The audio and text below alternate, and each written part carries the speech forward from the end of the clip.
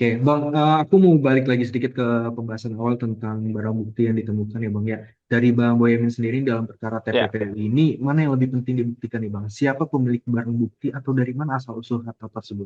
ya keduanya harus ditelusuri. Kan kalau asal usul dari mana? Ini apakah gratifikasi atau pemerasan seperti dijelaskan oleh penyidik, termasuk oleh Kejaksaan Agung, atau berdasarkan dari suap? Nah, kalau suap siapa penyuapnya kan harus dijerat. Kalau gratifikasi dan pemerasan memang pemberi bisa lepas, terutama pemerasan pastilah. Kalau itu kan korban pemerasan. Tapi Hmm. gratifikasi bisa 50-50, bisa dijerat, bisa tidak. Tapi kalau suap kan harus dijerat. Hmm. Kenapa? Kalau ada suap itu berarti kan ada aturan yang dibengkokkan.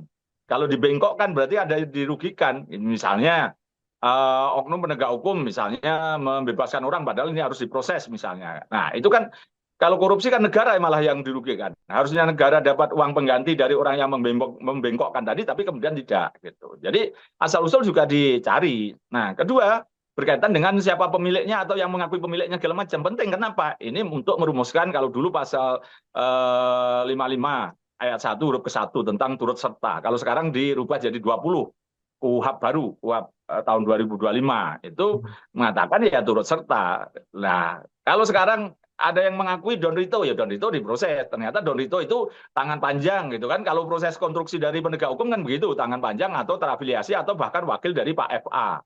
Nah, makanya tersangka Don Rito dan juga Pak FA kan itu. Karena dianggap pemilik akhir atau yang pemilik manfaat misalnya gitu. Don Rito dianggap kaki tangan.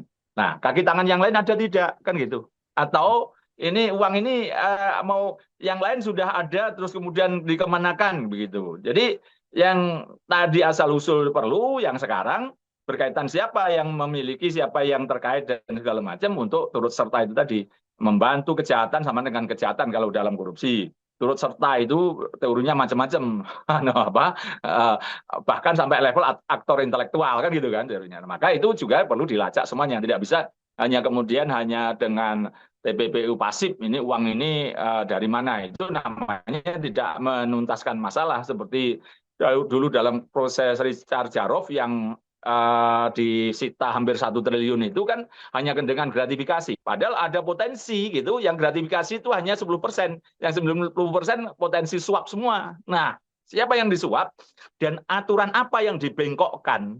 Nah, sehingga siapa yang juga membengkokkan? Nah, itu kan juga harus diproses gitu. Itu Rasmi. Berarti dalam artian kemarin kan Don Rito sempat mengaku ya bahwa uang dan emas tersebut adalah miliknya. Apakah pengakuan tersebut juga memperkuat pembuktian atau justru membuat penyidik itu harus bekerja lebih keras lagi berarti ya Bang ya Justru dalam sangat mengumpulkan. memperkuat. Karena apa? Kan tersangkanya dua orang, gitu kan? Tersangkanya dua orang, Pak FA dan Don Rito. Kalau diakui Don Rito berarti kan memperkuat malahan. Karena kan memang dua itu dianggap tanda kutip disangka, diduga bersekongkol. Ya kalau sudah diakui oleh salah satunya, berarti lebih gampang mestinya pembuktiannya, gitu loh. Malah menurut saya itu jadi ya mau tidak mau kalau faktanya begitu sudah sulit gitu. Dulu kan sebelumnya ada isu itu milik pengusaha, gitu kan, besar yang dititipkan itu. Lah pengusahanya nggak mau, kira-kira gitu. Sehingga ya akhirnya diakui sebagai miliknya Don Rito misalnya gitu. Nah itu ya justru memperkuat. Misalnya rumah milik mertua, lah berarti kan masih satu rangkaian gitu kan. Jadi masalah itu kalau uang itu dianggap miliknya Pak FB misalnya gitu kan, yang tidak ada kaitannya, betul-betul hanya titip gitu kan, atau rumah itu betul-betul milik orang lain, tidak terkait dengan Pak FA karena ternyata diam-diam disewa dan yang pemilik tadi mengakui, wow itu rumah saya dan uang saya. Ah, repot kan penyidiknya. Justru kalau itu diakui itu malah justru memperkuat dan memudahkan dari penyidik. Kalau versi saya loh seharusnya begitu. Nah Bang, aku pengen sedikit menyinggung nih tentang KPK kan sebelumnya kan Bang Boyamin kan bercerita ada dua deputi yang diutus pimpinan KPK kabur saat konferensi di Polda Metro Jaya itu terkait Febri seperti apa Bang ceritanya Bang? Ya itulah. Itu kan ceritanya cukup panjang. Pertengahan 2024 kan sebenarnya sudah kita laporkan yang terkait perkara ini ke KPK. KPK hanya mengundang sekali, habis itu tidak jelas kelanjutannya gitu. Bahkan dilaporkan lagi di akhir 2024, juga di awal-awal 2025 gitu dilaporkan. Akhirnya juga dilaporkan ke kepolisian, Kota Tipikor, pertengahan 2025. Termasuk dilaporkan ke Kejaksaan Agung Jaksa Agung Muda Pengawasan. Itu dilaporkan. Nah, kemudian kepolisian ketika perkara ini tanda kutip berat gitu, maka minta supervisi KPK. KPK diundang untuk melihat barang bukti, melihat prosedurnya, dijelaskan segala macam, diundang resmi. Dan kemudian oleh pimpinan KPK diutus 2 orang deputi supervisi dan deputi penindakan. Bu Eli atau siapa, pokoknya yang perempuan. Terus deputi penindakan Pak Asep Guntur Rahayu. Nah, pada saat itu bahkan di konpres itu sudah ditulis papan nama 2 orang itu. Dijejer-jejer nanti yang akan mengikuti jumpa pers. Artinya ya jumpa pers pasif bisa aja hanya menyaksikan gitu kan. Sering kan Kejaksaan Agung misalnya mengundang Mahkamah Agung atau BPKP atau KPK kalau itu menyangkut pajak misalnya bahkan sampai Dirjen Pajak atau Menteri Keuangannya hadir kan gitu. Nah, ini sebagai bentuk dukungan dan memperkuat upaya kepolisian itu mengajak KPK bahkan. Biasanya kan polisi atau jaksa itu kan kalau disupervisi ogah-ogahan bahkan nggak mau, bahkan menolak. Ini malah mengajak sejak awal.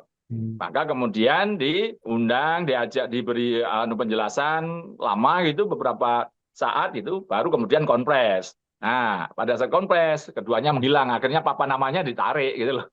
Dan kemudian berikutnya di saat itu dikejar teman-teman juga wartawan Kompas, saya ingat itu, di konpres di KPK, sehari setelahnya itu juga ditanya, kenapa Pak kemarin menghilang Pak? Kan gitu.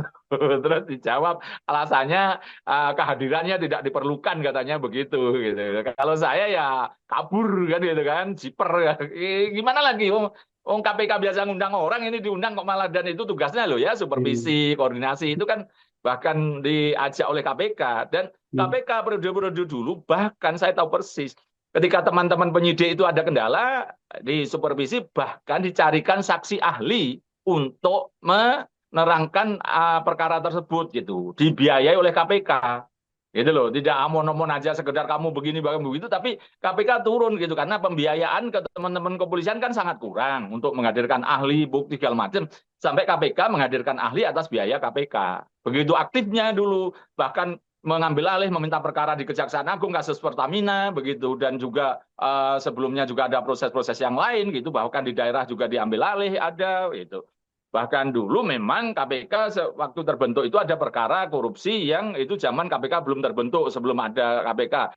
Terus itu aktif dilimpahkan ke Kejaksaan Agung dalam kasus Bulog gitu. Jadi menurut saya ini kok KPK sekarang jadi perkara tidak ditangani, diminta supervisi kabur gitu. Makanya kemarin kan saya ngomong, sebenarnya kan idealnya ini harusnya perkara di tangan KPK, tapi KPK kayak begitu apa yang bisa diharapkan gitu. Jadi ya mestinya tetap di polisi karena polisi yang menangani, dan Kejaksaan Agung nanti tinggal yang melakukan proses penerimaan berkas. Kalau kurang lengkap diberi petunjuk, kalau lengkap dibawa ke pengadilan kan itu. Dan saya yakin itu sesuatu yang mudah harusnya karena perkara ini ada barang bukti yaitu duit 1,5 triliun dan emas sampai 74 kilogram itu menjadi susah lah untuk menerangkan apa ini logika sederhana atau logika yang rumit pun susah ini uangnya siapa dari siapa. Kalau pertanyaannya ada orang ngaku misalnya Boyamin begitu, itu dapatnya dari mana? Dibayar pajak enggak? Kan gitu. Itu kan susah itu kan. Atau menang judi bola ya, saya enggak judi. Judinya di mana? Atau menang hadiah, hadiah yang mana? Siapa yang memberikan hadiah?